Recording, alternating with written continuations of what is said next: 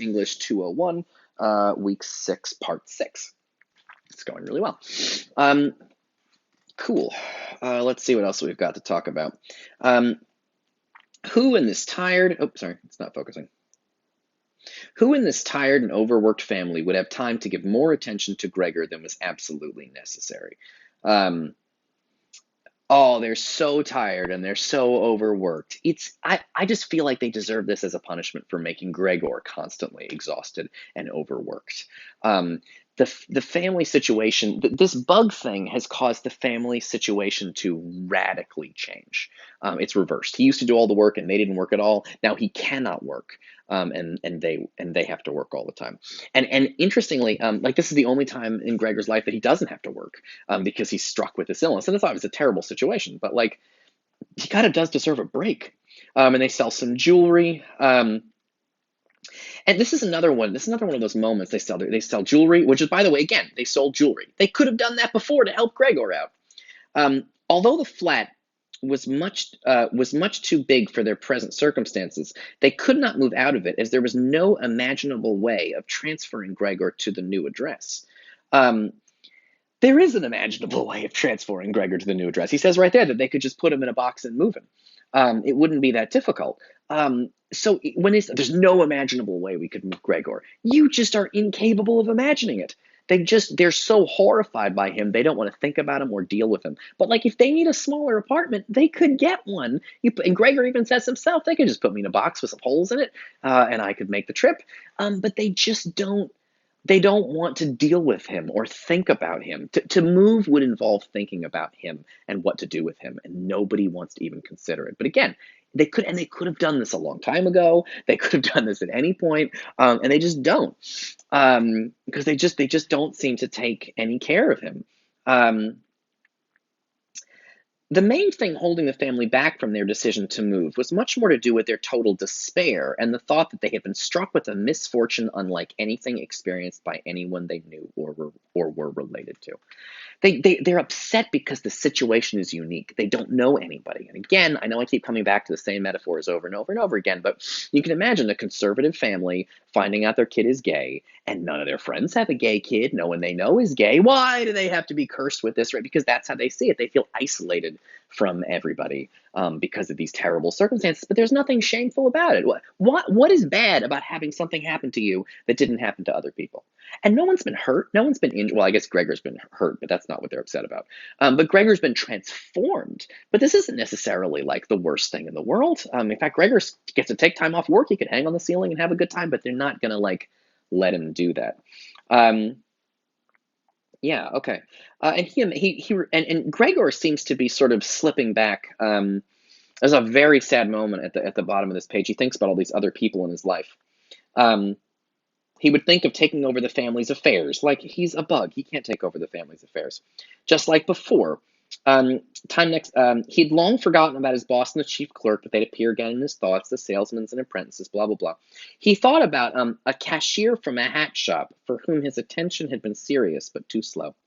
Um, that is sad. He's remembering a girl that he had a crush on. But he was too nervous to sort of ask her out or to get her to marry him. He was like too nervous about it, and so he wasn't able to get her. Again, it's this sense of a wasted life. Like he was too slow. He was probably busy. He was probably busy working that horrible job, and if his family had not made him do that, and it was clearly unnecessary, they could have gotten jobs. They could have gotten a smaller apartment. They could have sold the jewelry. They could have used the money from that they had saved to pay off debts. But Gregor missed out on love too. That's why he doesn't have a girl. He just has a picture of a girl from a magazine. Um, and then there's this moment where Gregor constantly tries to look on the bright side of things. He's proud of his family for saving the money. When I feel rage at that, when he wants things to go back to normal. But here there's a moment at the top of page 15. Other times he was not at all in the mood to look after his family. He was filled with simple rage about the lack of attention he was shown. Smears of dirt were left on the walls. Here and there were little balls of dust and filth. She could see the dirt as well as he could, but she had simply decided to leave it. Gregor hissed in anger that no one even thought to close the door to save him from the sight of all this noise, because the family gets in a fight about who should clean his room. It's a very teenager fight. It's the daughter's Greta's job is to clean Gregor's room, and then she doesn't do it, so someone does it for her, and the mother does it for her, and she's like, "I can't believe you took this job from me, but you weren't doing it. But this is my job." Like, it's a very teenager freak out. Um, they're just neglecting him now. Remember they said at the beginning, right? It was like 2 pages ago, or what, that they said that they needed to swallow their revulsion and just have patience. But they're actually letting everything in the house get filthy and be disgusting. They're not cleaning after him anymore. No one's looking out for him. It's just too much trouble for them. Why? Because they're too busy with work. Well, Gregor was too busy at work, and he missed out on a chance to get together with the cute girl from the hat shop. Um, Okay, cool. There's also there's a couple of important moments here. I'm gonna actually grab these two together. They hire this other woman to take care of the house. I keep forgetting to look up what a charwoman is. But the charwoman wasn't really repelled by Gregor. This matches with a moment later on when, sorry, and this matches with a moment later on that I usually don't skip around like this, but I'm gonna do a special situation and skip around to it. When the people who are staying in the house, the three men who are Airbnb-ing the Gregor Stomps' the house, it's right here. When they see him, the father's like very upset because the giant cockroaches come out of the room. They were not at all upset, and seemed to think Gregor was more entertaining than the violin playing had been. Now, they do use it as an excuse to stop paying him, but that's just because they're cheap bastards who don't want to pay for their rooms. The point, I think, that's about these two very small details: the charwoman doesn't seem repulsed by Gregor at all. She talks to him, um, but she's not repelled by Gregor. And the three men who are staying in the house, they use Gregor as an excuse to not pay, but they don't seem upset by Gregor at all either. Whew, boy, that suggests something really important, which is Greta and Gregor's parents are revolted by him, but other people aren't. They can handle it. If they can handle Gregor, if strangers can handle Gregor without being disgusted, why can't his own family, who's supposed to care about him, handle Gregor without being disgusted? And again, right, there are fat people in the world, and lots of people don't mind being near fat people, but some people are like, "Oh, it's repulsive, this is bothering me." Like, what is wrong with you? And they're like, "This person's fat, I hate them." Like, what's wrong with you for hating fat people? What's wrong with you for hating gay people, for hating trans people, for hating old people, for hating sick people, for hating deformed people? Don't be an asshole. um, these little details. The family's bad enough when you're only dealing with the family, but when you realize there are other people in the world, like the charwoman and the guy staying at the house, and again, they're not the best characters in the world, but they at least don't treat Gregor like crap, um, or certainly not as bad as his own family does. All right, cool. This is going really well.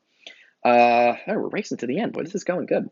Um, he stops eating. He basically dies of starvation. Um, at first, he thought it was the distress at the state of his room that stopped him from eating. Um, but soon he got used to it, and they start putting junk in his room. Right? They put all kinds of junk in there for him. They just treat his room like a garbage room, and they don't clean it, and they put whatever rando things won't fit in there. Anyway, they're just neglecting him and just generally being terrible. Okay, cool. I want to now. We're really close to the end here. I want now to talk a little bit about the three guys that are staying in the house. Um, you remember the line that I thought was super important earlier when the chief. I said this already today, but when the chief clerk says, we realize that maybe now is not the best time for business, but there can never be a time for no business at all. We simply cannot allow there to be. You must always, in capitalism, you know this feeling. You guys live under it. You must always be working all the time, all the time, all the time. And so Gregor works all the time, all the time, all the time, even though he hates his job. And then when his family has to get jobs, they're all working all the time. The father sleeps in the uniform. But another area where people, and again, this is very modern, people feel like they need to be making money all the time, all the time, all the time. And so what do? They rent out a room in their own house to three people. They essentially turn their home into an Airbnb because it makes them money. Um, uh, it's another thing.